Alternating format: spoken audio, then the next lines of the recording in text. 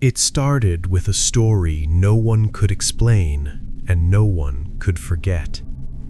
In early 2024, a hiker vanished along the Shenandoah stretch of the Appalachian Trail. Search teams combed miles of forest for 48 hours straight. No footprints, no torn gear, no signs of a struggle. Then, just as suddenly, he walked back out, alive, but not okay.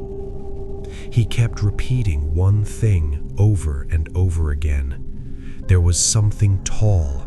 It wasn't human, but it talked like one. At first, people assumed shock, dehydration, trauma. But when investigators pressed him, his description stayed consistent. A towering figure, almost shimmering like heat waves rising off asphalt. It never showed itself fully.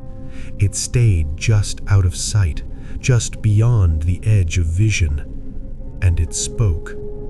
Not in its own voice, but in voices it borrowed. Voices of people he knew. That wasn't the only strange detail. Weeks later, thermal drone footage taken near Old Rag Mountain picked up something unusual.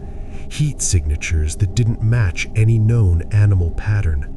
Tall, vertical shapes that moved in short bursts, then disappeared entirely. A veteran park ranger, someone who had spent over 20 years in those woods, finally broke his silence earlier this year. He called it a shadow mimic. Said it had been reported for years, always the same pattern. Hikers hearing someone call their name, catching movement in their peripheral vision, feeling like they were being followed, but never seeing anything directly.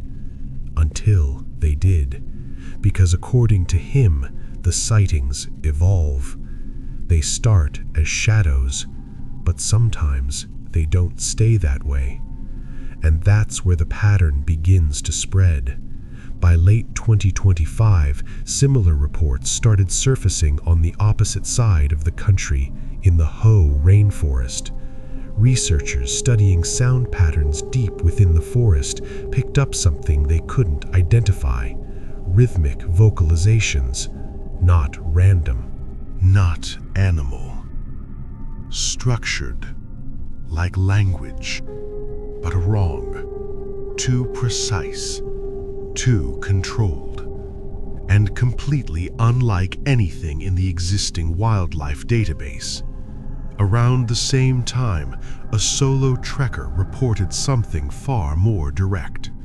He said he wasn't alone. At first, it felt like a normal hike. Quiet, damp air, thick moss swallowing every footstep. But then, he noticed something off. The silence wasn't natural.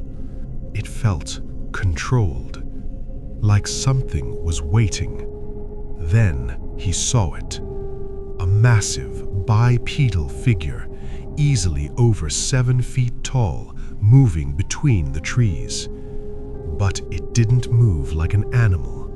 It didn't crash through branches or snap twigs. It moved strategically, quietly, watching him. He tried to turn back. That's when things got worse. Every path he took, something blocked it. Not physically, but mentally, like he was being guided, nudged deeper into the forest. The fog thickened, the trees closed in, and the creature never rushed him. It didn't need to. It was herding him, using the terrain, using the silence, using the forest itself. At one point, he swore the thing disappeared entirely, only to reappear somewhere it couldn't have reached that fast. As if distance didn't matter to it, as if the rules didn't apply.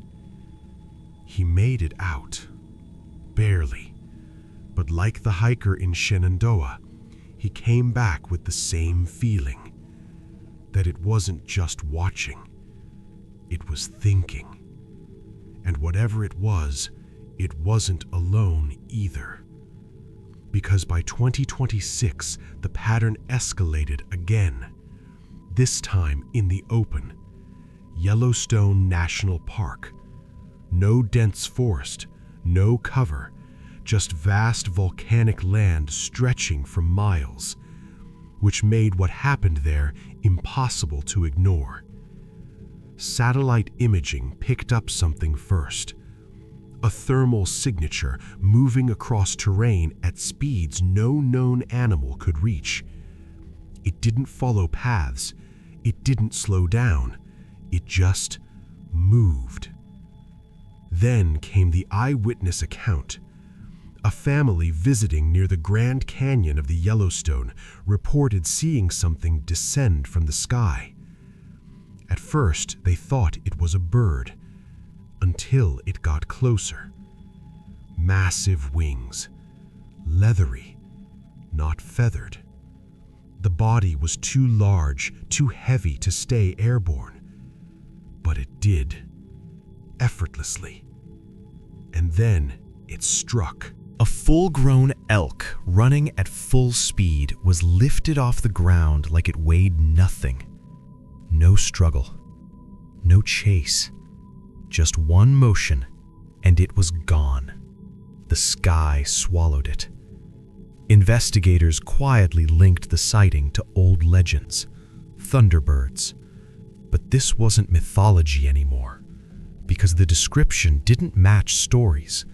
It matched something prehistoric, something that shouldn't exist, and yet it does. Only within certain boundaries. That's what ties all of this together.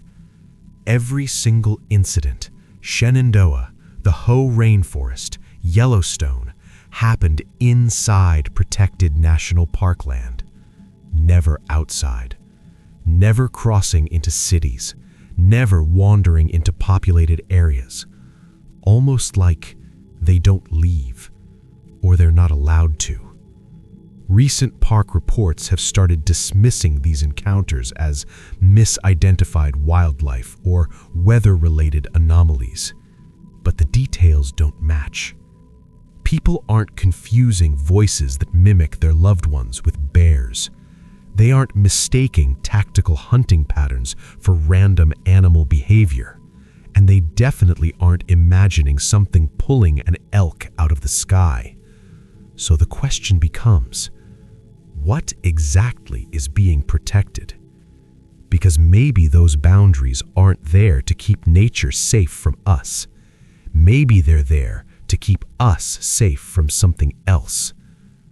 Or worse, to keep us contained.